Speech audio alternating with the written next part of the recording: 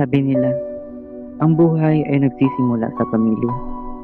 Pero paano kung sila mismo ang dahilan kung bakit gusto ko nang wakasan ang sarili kong buhay?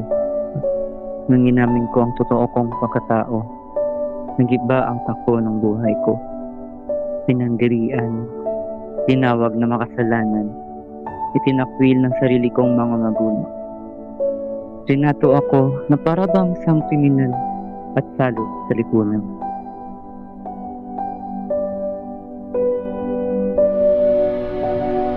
Gender inequality is the social phenomenon in which people are not treated equally on the basis of gender. This inequality can be caused by gender discrimination or sexism.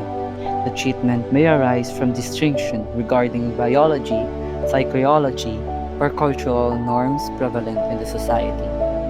Let me ask you a question. Do you believe that gender inequality still exists in our country today? I asked some people and they all responded with, although people generally answer yes, there are still people who are lucky to say no. Lucky enough that their country and society doesn't judge other people's gender. What if we put why and why not at the end of the sentence to hear other people's perspective, to have more deep answers and opinions? Let's start with the best friends of mine. Here's what they want to say. Yes, I think gender inequality still happens in my country, the Philippines. Even though we have laws to protect everyone, it's not always equal for everyone. Sometimes, women and girls don't get the same chances as men and boys. For example, in some jobs, women might get paid less than men for doing the same work. Also, some people still believe that women should do certain jobs or act a certain way, which isn't fair. And since the Philippines is a Roman Catholic Christian majority country, some of the belief and traditions can also affect how people see gender roles. Just like in my colonial era of my country, it's not always easy to change these things. But many people around the country are working hard or trying their best to make things more equal in our Philippine society.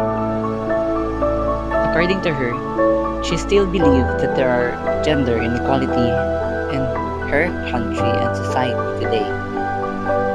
Although there have been progress, we can still see na hindi pa rin pantay ang pagtrato sa babae, lalaki, and other gender identities in a lot of fields. Example is sa mga gawaing bahay.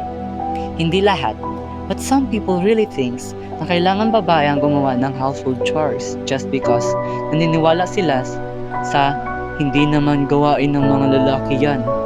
In college courses also, a lot of people assume na hindi pwede sa babae ang criminology at engineering dahil pang lalaki daw. Ganon din sa lalaki. They assume na hindi sila pwede mag-education or nursing dahil pang babae daw. So yes, I do believe that gender inequality still exists in my country. And here is another perspective of one of my friend that is a part of LGBTQIA+ community. Yes, gender inequality still exists in many countries and societies today. While there have been significant strides toward gender inequality in recent decades, there are still disparities in areas such as pay, representation in leadership positions, and access to education and healthcare. Additionally, society norms and attitude towards gender roles and expectation can perpetuate inequality. A friend of mine answered yes. He stated that gender inequality happens less now because people have learned to accept and respect all genders. Society is becoming more open so everyone can express themselves without fear.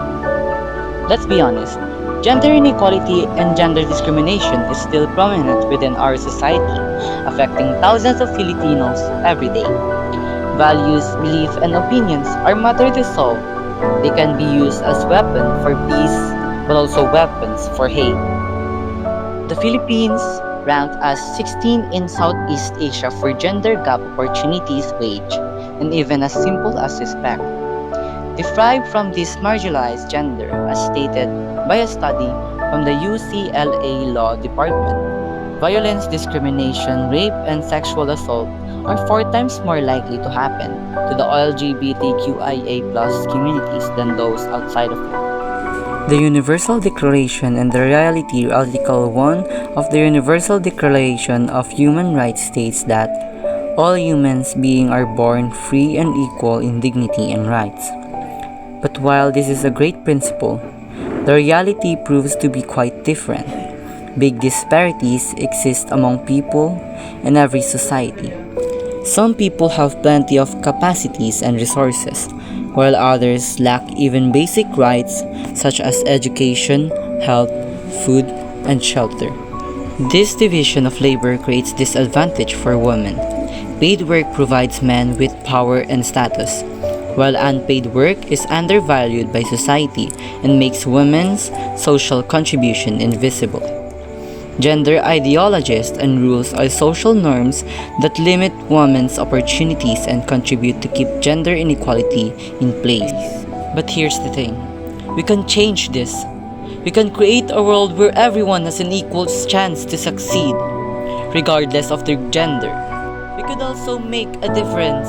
We can, by listening to and amplifying women voices, challenging biases and stereotypes, supporting policies and initiatives that promotes equality, educating ourselves and others about gender issues. Remember, women are not objects. Men have feelings, and homosexuality is not a sin nor not a sickness. Everyone deserves to have a right, and it's a must. Let's break down barriers and build a brighter future for everyone. Thank you.